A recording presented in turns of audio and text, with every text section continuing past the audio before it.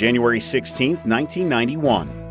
Just 2 hours ago, Allied air forces began an attack on military targets in Iraq and Kuwait. Operation Desert Storm had begun. What we did, of course, was start an extensive air campaign, and I briefed you in quite some detail on that in the past. It all started with a secret mission, Operation Senior Surprise. But it had a different name with those who took part in it.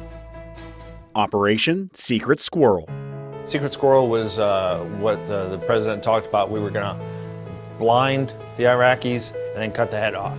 And we were part of the blind part of that. We were going to go in, use our cruise missiles, and shoot those early warning radars and some of those command and control facilities and make it so the Iraqis couldn't see our advancing forces. 7 B-52s took off from Barksdale Air Force Base, Louisiana, and fired 35 cruise missiles at targets in Iraq and Kuwait. This was the first time these conventional air-launched cruise missiles, or CALCMs, were ever used in combat.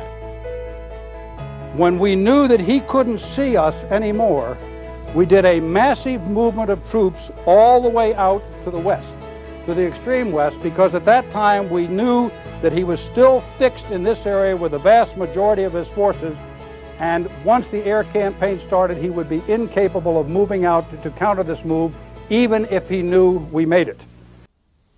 Altogether, the B-52s flew 14,000 nautical miles with 4 in-air refuels and set a new standard for long-range strike capabilities and U.S. Air Force global reach.